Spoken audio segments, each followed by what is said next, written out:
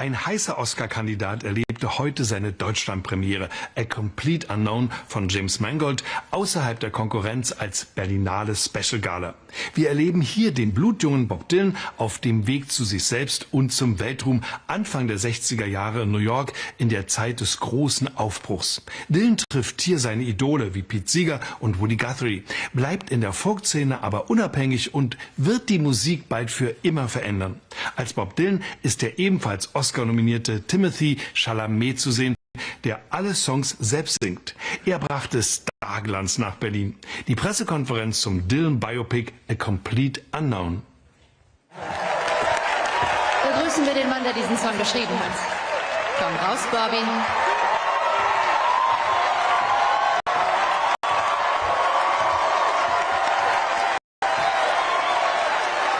Ich habe was Passendes ausgewählt.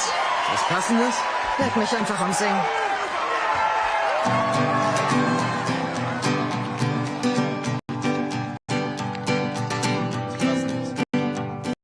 Away from my window, leave at your own chosen speed. I'm not the one you want, babe. I'm not the one you need. You say you're looking for someone never weak, but always strong to protect you and defend you, whether you are right or wrong. Someone to open each and every door, but it ain't me, babe. No, no, no, it ain't me, babe. It ain't me you're looking for, babe.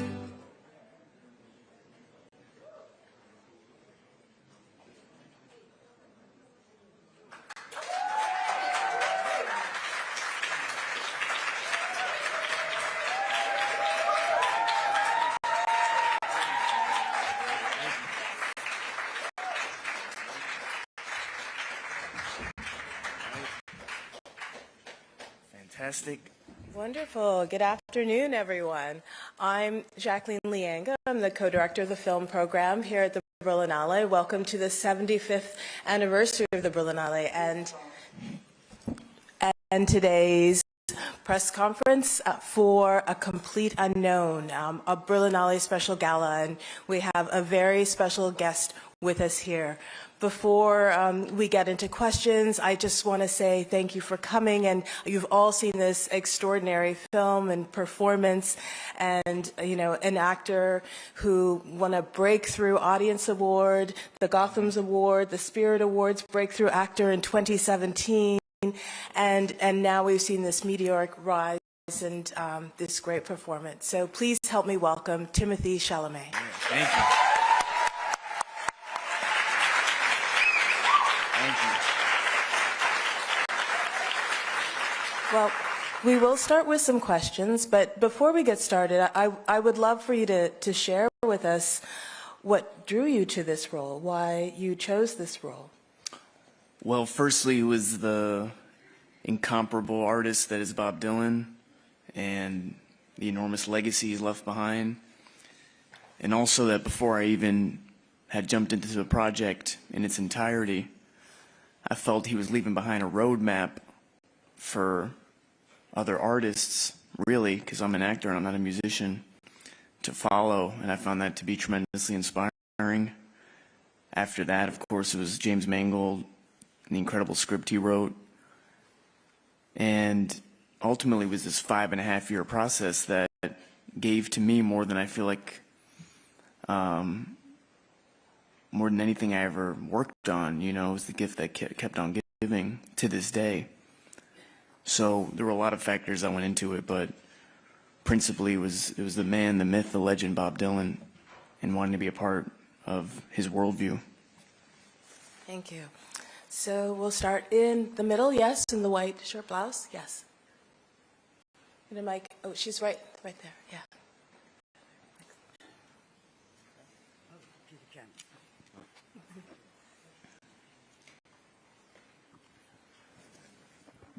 Hi, this is Lisa Foster, German press agency DPA. You said in an interview that you gained 20 pounds for the role. Mm-hmm. Was that difficult, easy, and how did you do it? Well, but just by eating a lot, really. And just by eating a lot. What did I eat? Just a lot of food. Stuff like that. But yeah, that's the long and short answer to that. You know, the Bob Dylan of 1965 or 1966, which the movie doesn't go into, was sort of thin and emaciated and maybe, you know, fried by his experience touring the world, was very different than the one that arrived to New York in 1961. So really it was more about trying to get that part of his body right in the early 60s, where he definitely had more weight than I did at the time. There's a woman in blue there. Yes, just right there. Thanks. Good luck for the Oscars. You're playing a Bob Dylan who uncompromisingly chooses his individual art. Do you consider it is advisable to, like Dylan did, separate aesthetics and activism? And is that possible for artists that want to be responsible in these troubled times? Wow. That's why it's so good to come to Europe, man, because the questions are so much better out here. So much better.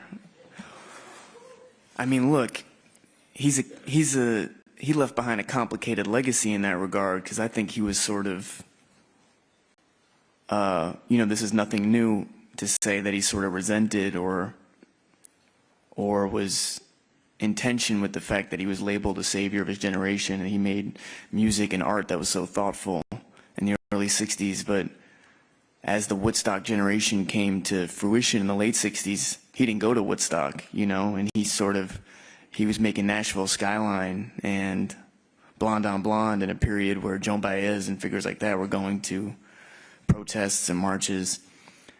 So to answer your question directly, I think, how did you say it? You said to divorce aesthetics from the nature of your art, of activism.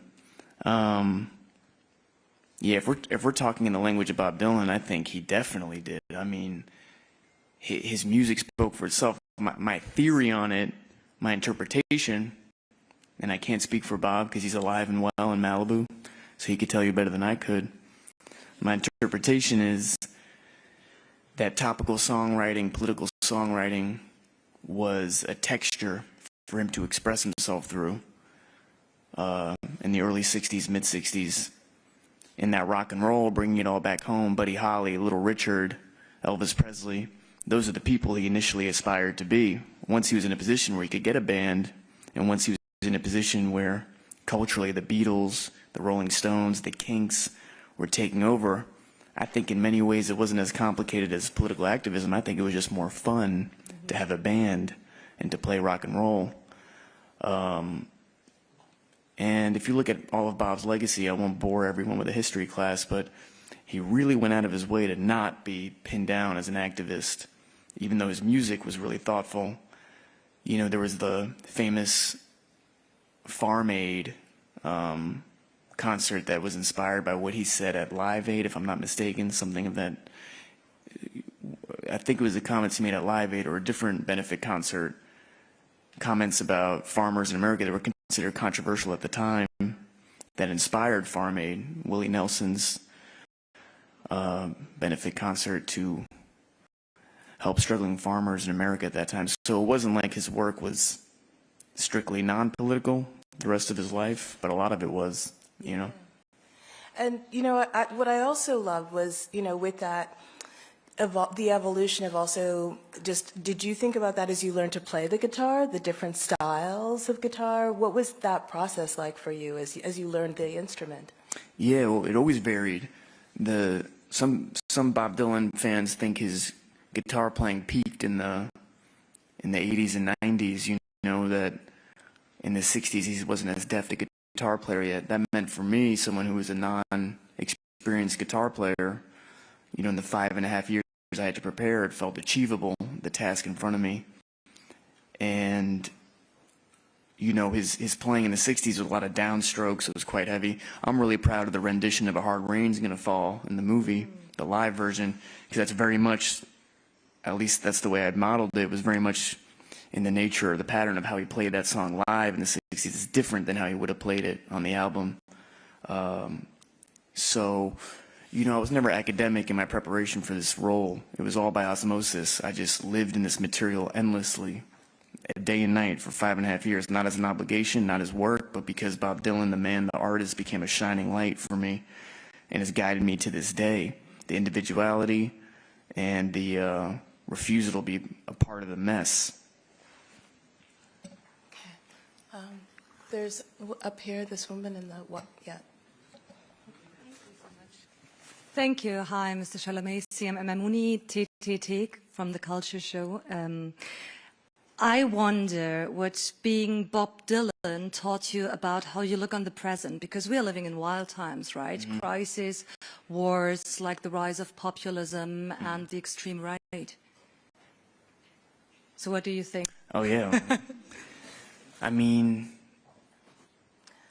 we can bring it, I think we can bring it to something like that to the film, you know. I think if more of a question that's specific to, as opposed to a personal political point of view, but kind of a question around the film. I don't think that's necessarily a political question, but I think it's in the nature of his music, the warnings against,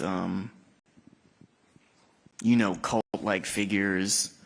But I think with Bob, what's very true too and inspiring is, again, I won't speak for him because he's alive and well in Malibu, literally. But my interpretation is just be wary of any savior-like figures. It doesn't matter, you know.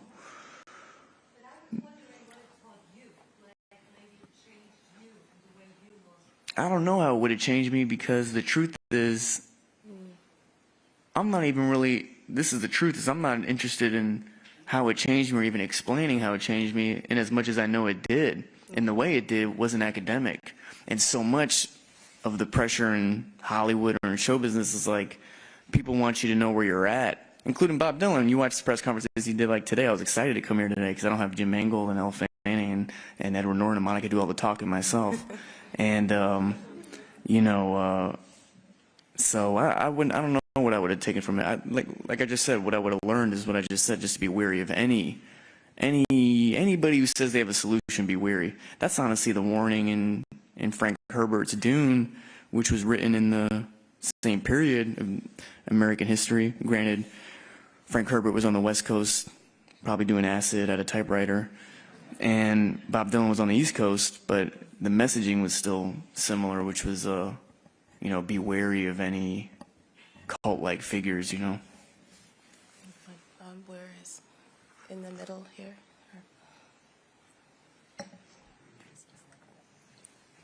Hello, first of all, Natalia Zhuk, Carta Berlin. First of all, thank you for you being the artist whose participation is in the project is already the quality stamp, I would say. Amazing. For me, thank you. And my question, first, it's a lot of scenes in the film where all the acting happens between the lines through gazing, I don't know, small mimic changes, especially in that scene that in the trailer when you sing together during the festival. Could you elaborate a little bit on your process or how you worked on this particular way of transferring the emotions? Because for me, it was a lot of this in this film, and I loved the way it was done very much. And a short question, didn't you think that it would be a perfect musical about Bob Dylan to see it on stage, live? I mean, you're a perfect man for the job. Well, they did a musical, Girl from the North Country. Yes, it's okay. Great. All right. I was waiting to see if anybody was going to give that woo, because maybe somebody had seen it, but I guess not. Yeah, but not a lot of Broadway people here. But you know, I wouldn't know how to answer that. You know, I focused mostly on the music in the movie, or rather, that was what made me most passionate for all the scene work, which is really why the actors were there. James Mangold is this fantastic director who had such a grip on that. That's just the truth. I'm not just giving him his flowers where they're not due. This is a master director who also handled challenging biopic material with Johnny Cash and walked the line with really deft hands. I was talking about this with a friend recently, like, only Mangold could have directed this movie and handled it with such care. Bob Dylan's such a brilliant, cool guy that the movie could have been detached in honor of him. But then if you didn't know about Bob Dylan when you saw the movie, you go, all right, well, this is not inviting me in the tent. And I'm so proud of what Mangold did, you know, because it invites you in the tent. I don't know if that answers your question directly, but as far as the scene work, you know, I left it in Mangold's hands. That's why we're there as actors, to bring it to life. If you get too scientific about it, you can kill your work. Creation and analyzation are different processes, and you want to stay loose and unself-serious when you work. Hi there, Timothy. Ben Dalton from Screen International. Congratulations on the film, on which you are also a producer. 2 years ago with Bones and All, you spoke about how you were interested in maybe starting to produce some projects that you're not starring in yourself. I just wanted to get an update on your producing ambitions, and are there any plans that you have for that going forwards? You know, I do have ambitions in that regard. I'm just wary of, I never wanted to be someone that, you know, just slap my name on something, claiming to produce it, and you're really just skimming money off the top, you know. So I'm very proud right now. I think it just says Bones and All, a complete unknown, Marty Supreme. And no one knows what Marty Supreme is yet. And I'm very proud of that, because there are things that are actually personal to me, as opposed to like a docu-series on Tubi. Not a lot of Tubi people here either. Also, no disrespect to Tubi.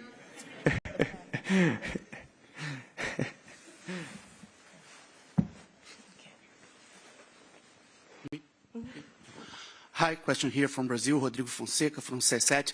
Congratulations for the amazing acting. I'd like to ask to understand something. How do you listen to music now after an experience like that? How to listen to Bob Dylan now after the film? What did Bob Dylan taught you about music? Oh, man, I don't have a good answer to that, man. I don't. It's the same, man. It's the absolute same.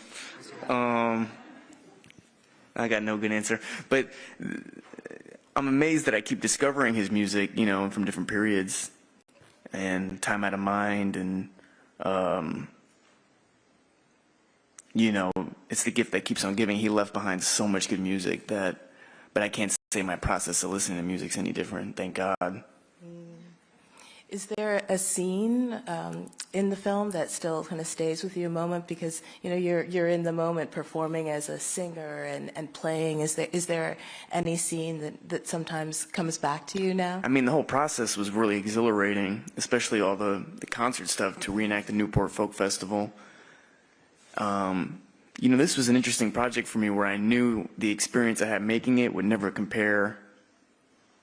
Rather, the experience I would have watching it or putting it out in the world would never compare to the experience making it, because I had such a magical time making it, you know. And this is probably the last time I'll probably talk about it. This is the last word. That was my thought before I got here, you know, because I've been going around the world talking about this for 2 months. But I just love this man so much, and I love this movie so much, I would do it for a year. I really would. This was a lifetime's work. This was a spirit being. I was at the Santa Barbara Film Festival the other day, and then they were saying, you know, they were being very nice, and they said, this is the beginning of a long career, you know, and you got so many great things ahead. I was like, I don't know, man. Like, I don't know if I got a lot more of these in me. I'm not trying to say that in a negative sense, but I had 5.5 years to work on the great, great art of Bob Dylan, like a thinker that is the thinker of the 1960s, you know. And that was a time period where you just stepped outside and things were innovative. Those people and thinkers exist today. You just got to find them in the cracks a little bit more. And I had an excuse to study this man in this period for 5.5 years. Like, what a gift. Yeah. Just there. Oh, I wasn't ready. Hi. Hello, Anna York, Pop Matters. I don't want to get too political, but I want to kind of broaden the scope a little bit. Here's an open-ended one. Bob Dylan is a very complicated person and a complicated character, and so is Paul Atreides, your Guadagnino characters, hell, I mean Teddy, Little Women, all very, very complex, complicated characters. On the other hand, you pull double duty on SNL, make NFL predictions with surprising accuracy, and seem like an overall very amicable, laid-back dude. So my question is, finally, what is, following on this, what is your aesthetic when you choose the characters you play? Like, you don't have to reveal much about yourself, that's your absolute right, but these are very diverse, very complex characters that thankfully don't seem very similar to you yourself. So what is your aesthetic? What is your activism, if you want to talk about it? Yeah, my thing is,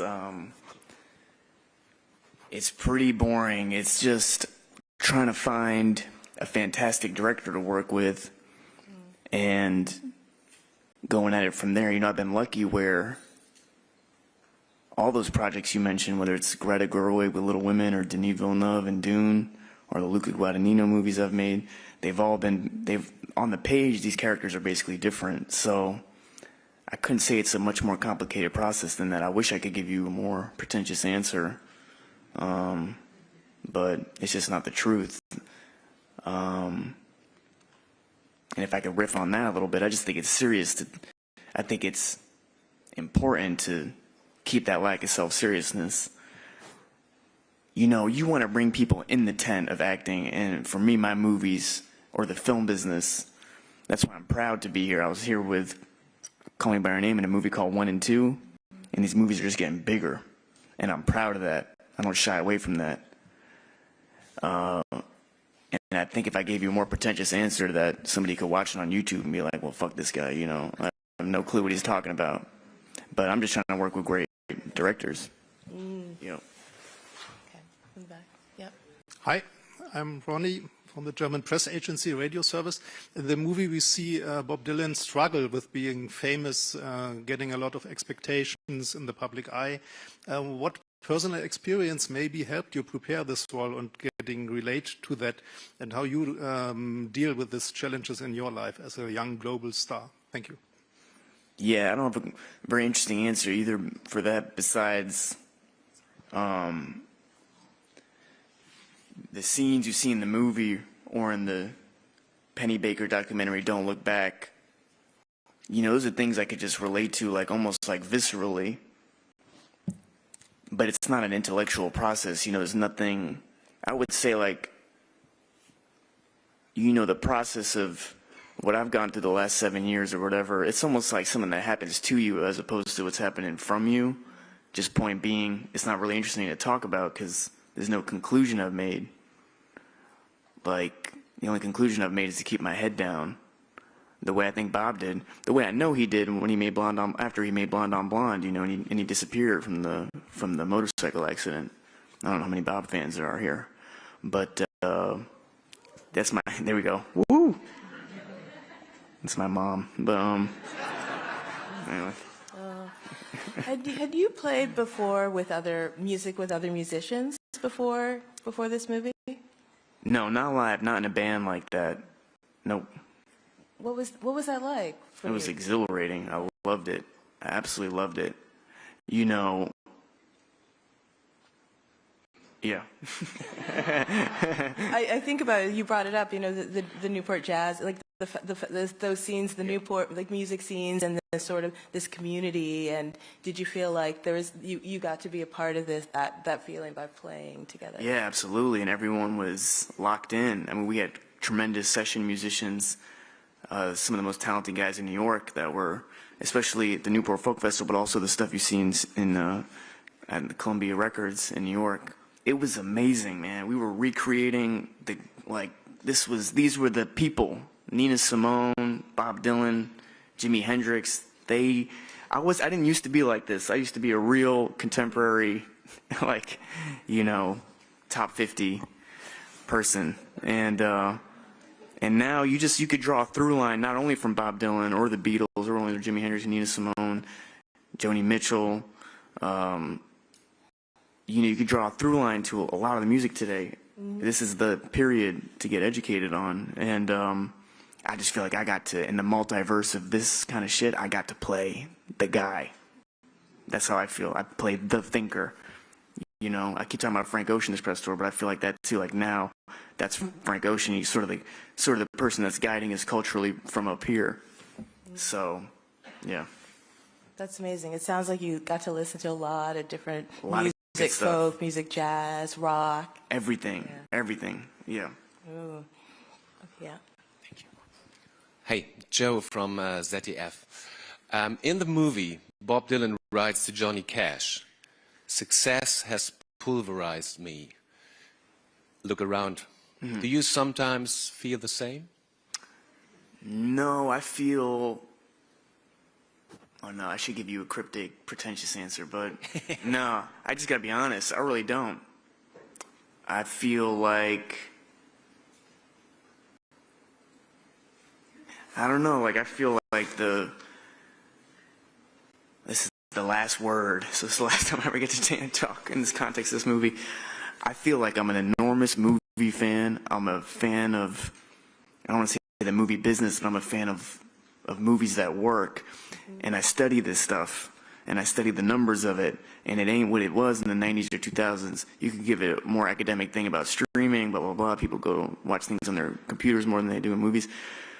So if I come here today as opposed to when I was here for 1 and 2 or Call Me By Your Name and I go, yeah, man, like, and I'm one of the good guys in the sense that my heart is in the right place with these movies. I can't say if I'm the most talented guy, I can't say if I'm the most skilled, but I know I got the biggest heart and I know I'm working the hardest. I just am. So if I see this kind of thing, I go, all right, things are working, you know. And this is a movie about Bob Dylan. This is a movie about the early 1960s, mid-1960s. This wasn't a guarantee that it was going to work, you know. But it did. Yeah, thank you. You had to say that. You had to say that part. I couldn't say it. Yeah, I can say it. No, I mean, I think, you know, we don't have too much time left. And, you know, as you're saying kind of last words a little bit, I would love, you know, a lot of people have asked you questions over the course of this tour. And maybe some of the same questions. Is there anything you've wanted to say about it that you haven't had to, you haven't had the chance to say yet about the experience of working with this cast and working with James Mangold?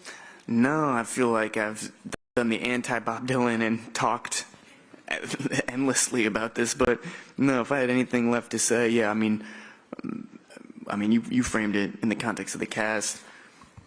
What I just outlined about my own hard work on this, you know, everyone brought. Edward Norton brought, Monica brought, Elle Fanning brought. I think we all had a gratitude because we've been working literally over a decade, and we know these projects are few and far between now. Maybe in Europe, I was looking at the Berlinale film program.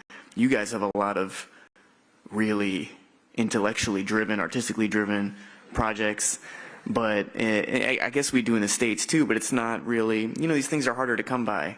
You know, if you look at like in the late 90s or the 2000s, the amount of whatever the word is, like artsy or a movie like Rounders with Edward Norton, you know, that kind of movie.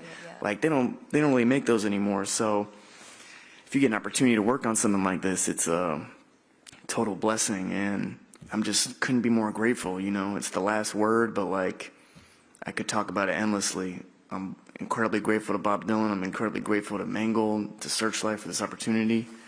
I'm grateful to the Berlin Film Festival for platforming this movie, and you know, I hope the next time I'm here it's something that says worthy. You know, if people haven't seen it, I hope you guys feel like it is, but I could tell you from the work put in and the drive and the reasons it was made and the fact that it invites you in the tent, it doesn't push you away with its pretension. It's going, hey, we invite you in. I'm like so proud of this. As you should be. The film is here. It's one of the complex intellectual films that we invited. So thank you. Thank you. Thank you. Thank you so much. Thank you.